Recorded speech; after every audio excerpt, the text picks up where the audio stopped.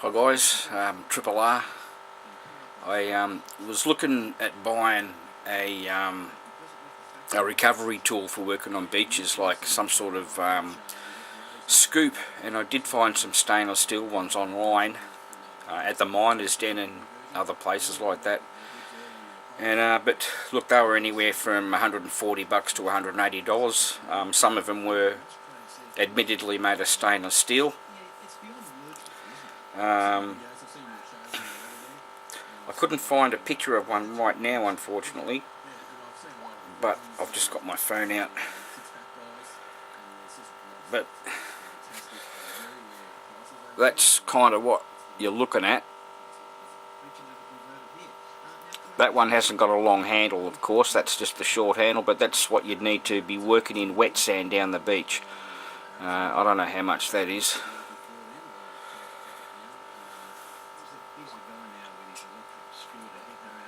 Alright, that's $65. That's a Garrett metal sand scoop.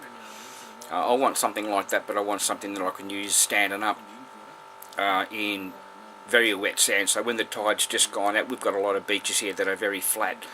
So when the tide goes right out, you've probably got 50 metres of just flat wet sand. And trying to dig that, you know, if you get a target, a ring or whatever in the wet sand, if you've just got a small spade, as soon as you dig a hole, the sand just comes back in, you know, and it fills it up, and it fills up with water straight away. So you need a decent scoop so you can go in there once and extract what you've hopefully found a lot easier. So I just made up my own anyway. I'll just show you. I'll just turn my phone off, however you do it. Oh yeah, here we go. Now I'll just turn my camera around. Just turn the screen around on the camera so I can see what I'm doing. Alright, now I'll just show you the end result. There's the scoop.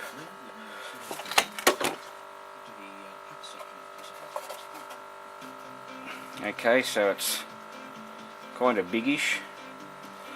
It's got a nice angle. I've drilled holes in it to let the water out, and I've just got a pretty old handle. It's just an old bloody wooden broom handle, but that'll do the job. And I've just got to cut some of the bolts down because they stick out quite a long way. As you can see, I just went into bloody Bunnings and bought some bolts.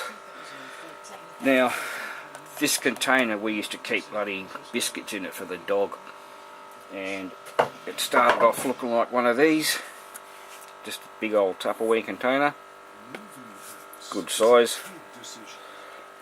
That was exactly the same.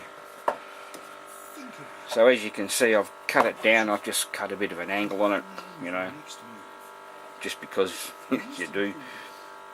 And then what I did was, that's a handle of a window washer, or part of the handle, and all I did was I put this part of the handle in the vise and squashed it all flat, and then I just bent it, as you can see, to suit the curvature of the brown Tupperware container, and then I just bent it in the vise to give the handle probably about a 35-40 degree angle.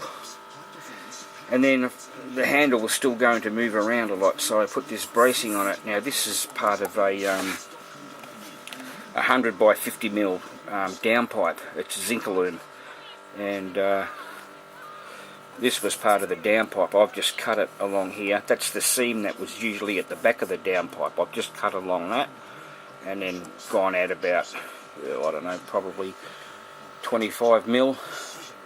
And I chose to use the seam because it's got a lot of strength there. That's got 4 thicknesses in it. 2 on one side, 2 on the other, where they sort of fold over one another. And then I've just bent it up into the shape of the plastic container, just by hand. And I've brought it up to the handle, and I've just tapped it round.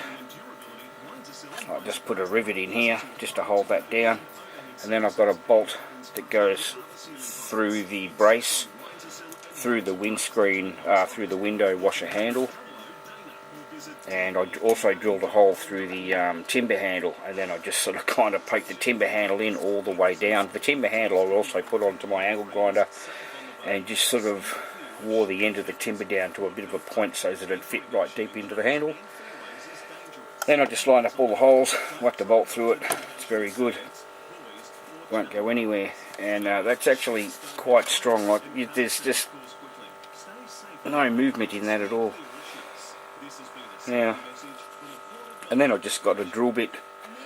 I made sure I drilled the holes small enough that a small piece of jewellery or ring or, you know, little bit of money, whatever, isn't going to come through the holes. The holes on the side are the smaller.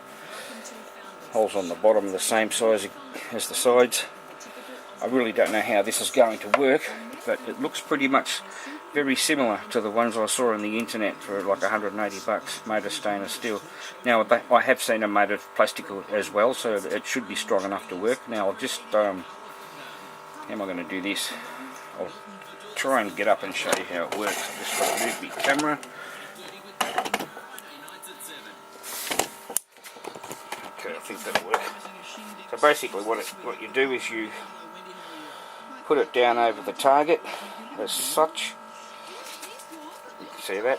And then basically you stick your foot on the flat part like that, and you just use your foot to press the container into the sand. Once it's gone in, just grab your handle, pull it out. Simple as that. So that's what it looks like. Like I said, it's just an old broom handle, but the handle doesn't have to be that strong. You just use it as a bit of leverage, and it saves you having to bend down. You can do the whole thing standing up. So we're going camping down on the coast somewhere, down on the Victorian coast, and I'll take it down on the beach with us because we're camping on the beach pretty much.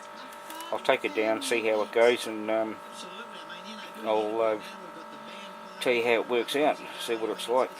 Alright, no worries. Triple R.